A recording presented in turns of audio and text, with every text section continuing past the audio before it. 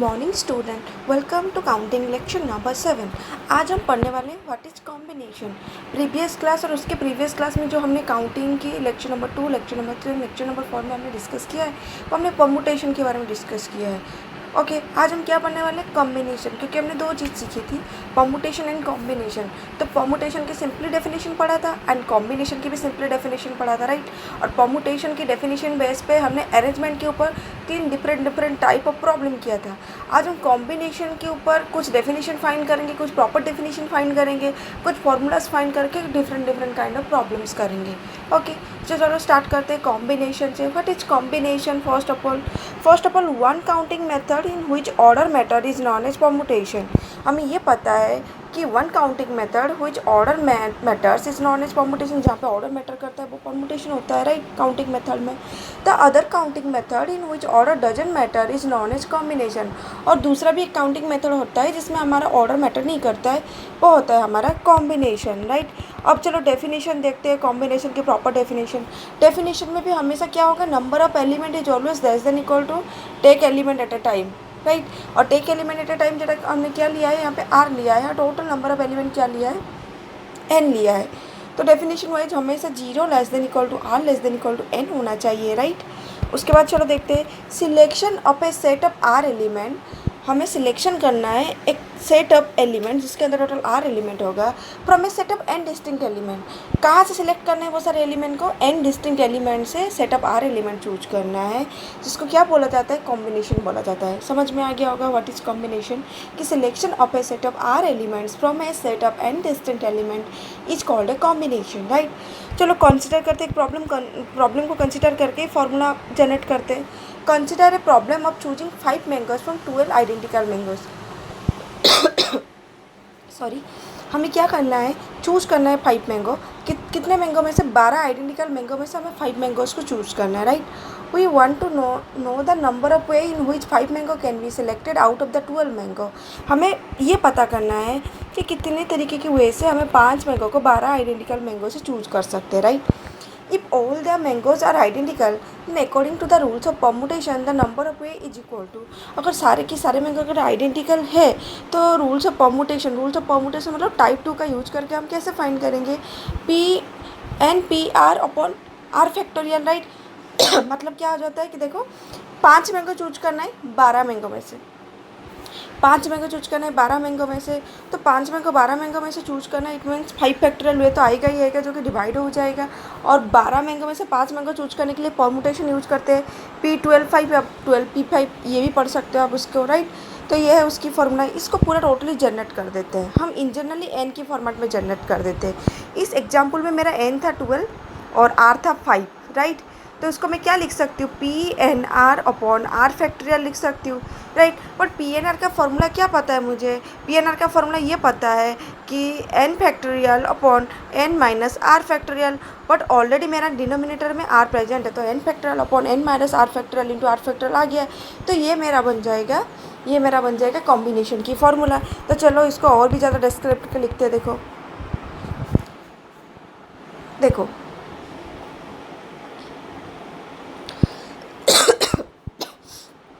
कैसे करना है? In general the number of way of choosing r mangoes out of the n identical mangoes is, कैसे करेंगे? N into n minus 1 into dot dot dot n minus r plus 1 upon r factorial. क्योंकि P n r की formula भी क्या होता है कि n factorial भी हो सकता है, क्योंकि मैं 12 मैंगो में से 5 मैंगो को चूज करूँगी। तो कितने तरीके की वे से मैं लिख सकती हूँ? पी एन आर फॉर्मेट में लिख सकते हो। और पी एन आर को उन्होंने ओपन अप करके लिखा है, जो कि पी एन आर जब हम परमुटेशन में फाइंड करते थे वो कैसे ओपन अप करके लिखते थे मैंने आपको ऑलरेडी डिस्क्राइब कर चुकी हूँ, इसलिए मैं डायरेक्टली यहाँ पे बोल रहा हूँ कि पी एन आर की जगह पे आप लिख सकते हो n into n minus 1 into dot dot dot n minus r plus 1, इस तरह लिख सकते हो, क्योंकि ये एन आर फैक्टोरियल की फॉर्मेट में हम काउंट कर सकते हैं इसको, राइट। अब चलो देखो इसको हम किस तरह लिख सकते हैं, जो कि मैंने अभी आपको समझाया था। N factorial upon r factorial into n minus r factorial वे में हम इसको लिख सकते हैं, राइट। अब ये जो मेरा फॉर्मूला बन गया, ये कॉम्बिनेशन की फॉर्मूला बन गया। जैसे परमुटेशन के लिए पी एन आर यूज करते थे, सिमिलरली कॉम्बिनेशन के लिए हम क्या यूज करेंगे? सी एन आर यूज करेंगे। परमुटेशन के लिए हम क्या लिखते थे? N P r. Then combination के लिए क्या लिखेंगे? एन सी आर, क्योंकि स्टार्टिंग हो रहा है सी से कॉम्बिनेशन में, परमुटेशन में पी से स्टार्टिंग हो रहा था इसलिए वहाँ पे पी यूज हो रहा था, यहाँ पे कॉम्बिनेशन में सी का यूज हो रहा है, सी से स्टार्टिंग हो रहा है इसलिए इसलिए हम सी का यूज कर रहे हैं, राइट। तो हमें सी एन आर क्या मिल गया, n factorial upon r factorial into n minus r factorial मिल गया, राइट। अब हम रिलेशन फाइंड करते हैं, what is the relation between permutation and combination, right. तो चलो देखते हैं क्या है रिलेशन परमुटेशन एंड कॉम्बिनेशन की। हमें क्या पता है, एन पी आर का फॉर्मूला क्या पता है, n P r which is equal to n factorial upon n minus r factorial, right. But n C r का फॉर्मूला क्या पता है हमें, n factorial upon r factorial into n minus r factorial. तो n C r की formula में n factorial upon n minus r factorial की जगह पे मैं लिख सकती हूँ एन पी आर, वाई, क्योंकि n P r is equal to n factorial upon n minus r factorial. तो मैं यहाँ पे क्या लिख सकती हूँ कि n C r which is equal to 1 upon r factorial into n P r, ये लिख सकती हूँ मैं, जो कि यहाँ लिखा है। This is the relation between permutation and combination, right. ये रिलेशन है P n r and n C r, मतलब परमुटेशन एंड कॉम्बिनेशन के बीच में ये रिलेशन है। और अगर आप चाहो तो इसको सिंप्लीफाई करने के लिए आप ये भी लिख सकते हो, n P r which is equal to r factorial into n C r. जो डिनोमिनेटर में आर फैक्टोरियल था लेफ्ट हैंड साइड में, अगर वो राइट हैंड साइड में आर फैक्टोरियल मल्टीप्लाई कर दोगे तो आपको क्या मिल जाएगा, n P r which is equal to r factorial into n C r, and this two thing are relation between n P r and n C are, that means that this is the relation between permutation and combination, right। तो ये था combination के लिए original formula, जो कि हमने permutation से ही, combination में परमुटेशन का हेल्प से ही ये फार्मूला जनरेट किया है। अब चलो नेक्स्ट फार्मूला के बारे में डिस्कस करते हैं। कौन सा वाला फार्मूला के बारे में डिस्कस करेंगे, सर्कुलर आर्ग्यूमेंट। सर्कुलर आर्ग्यूमेंट क्या है, हमने तो ऐसे परमुटेशन के केस में, कॉम्बिनेशन के केस में आर्ग्यूमेंट के बारे में डिस्कस कर लिया। हम कैसे डिस्कस कर रहे थे, आर्ग्यूमेंट में हमेशा लाइन वाइज डिस्कस कर रहे थे कि एक रो में लिखना है, एक क्यूब में लिखना है, वर्टिकल लाइन हो या हॉरिजॉन्टल लाइन हो, हमने परमुटेशन एंड कॉम्बिनेशन के केस में हम यूज करते थे। अभी हम किसके बारे में बात करेंगे, exactly in particular circular argument के बारे में बात करेंगे। सर्कुलर आर्ग्यूमेंट के केस में फॉर्मूला क्या होगा उस बारे में हम बात करेंगे। लेट कंसिडर द 4 पर्सन, पहले एग्जाम्पल के थ्रू जाते हैं। Let us consider the 4 person, आप 4 पर्सन को कंसिडर कर लो। कौन सा, A B C and D, total 4 person को कंसिडर कर लो। Are sitting around A round table, वो लोग राउंड टेबल में बैठ रहे हैं, right. Sitting A B C D one position in clockwise direction, और ए बी सी डी जो सर्कुलर वे में बैठ रहे हैं वो क्लॉकवाइज डायरेक्शन में बैठ रहे हैं। We get the following argument, अगर वो सर्कुलर वे में बैठेंगे तो हमें कौन से आर्गूमेंट मिलेगी, चलो देखते हैं। देखो ये मेरा सर्कुलर आर्गूमेंट है, मतलब राउंड होके बैठना है।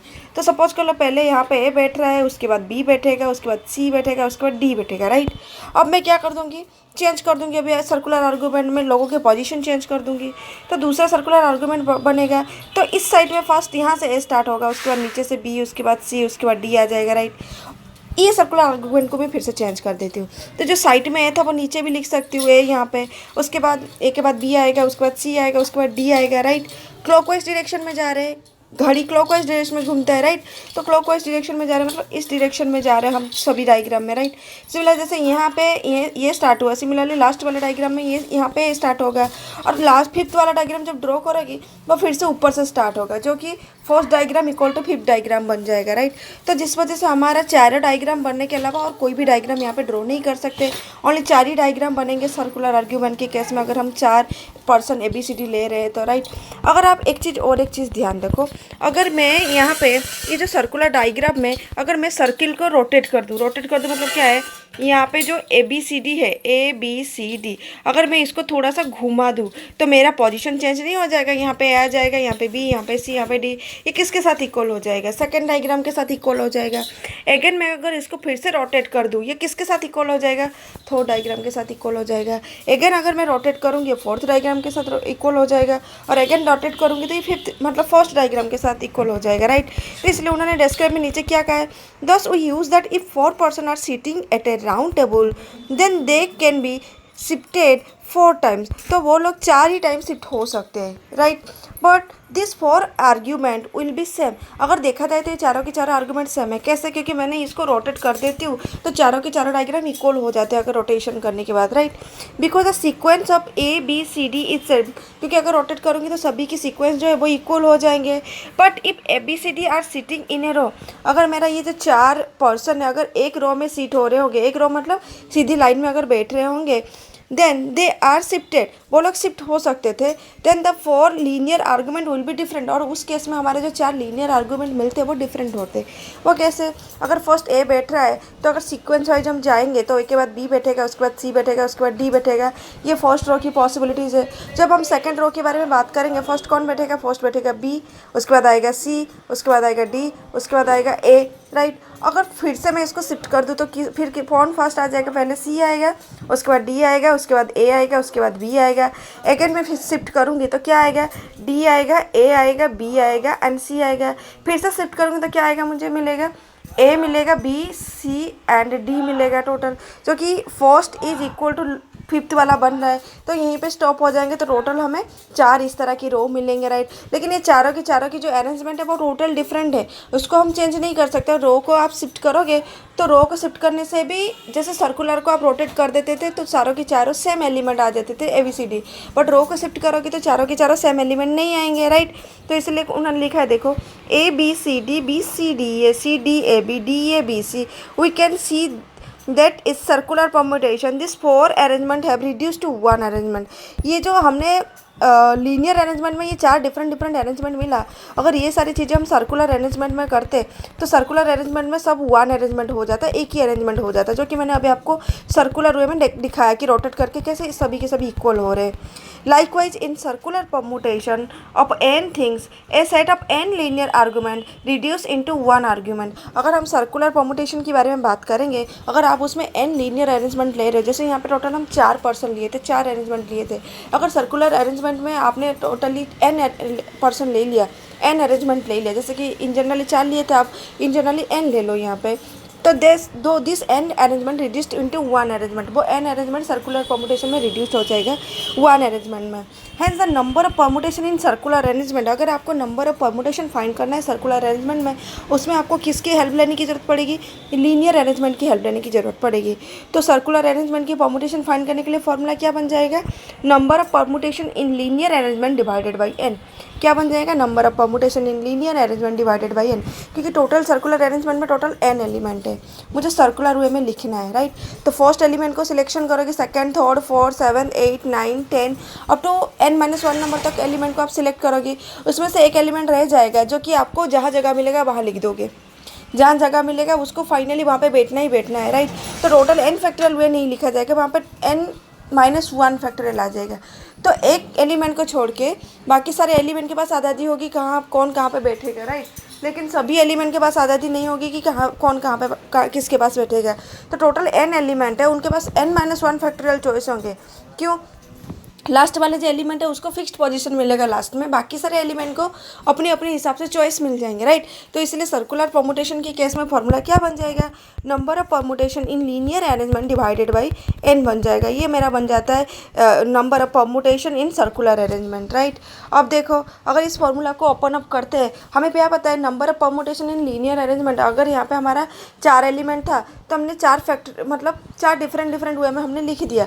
अगर इन जनरली सपोज करो आपके पास टोटल n एलिमेंट है तो आप इसको n फैक्टोरियल वे में लिख सकते हो, क्योंकि यहाँ पे ऑर्डर मैटर नहीं कर रहा है। यहाँ पे नंबर ऑफ लीनियर परमुटेशन के केस में हम ऑर्डर नहीं ले रहे हैं, यहाँ पे तो हमने ऑर्डर ले लिया था, ABCD को सीक्वेंस लिखा था। सीक्वेंस मतलब ऑर्डर फॉलो कर रहे हैं, सीक्वेंस मतलब वहाँ पे ऑर्डर फॉलो कर रहे थे। अगर हमें ऑर्डर ही फॉलो नहीं करना है, n फैक्टोरियल वे में लिखना है, तो यहाँ पे क्या आ जाएगा?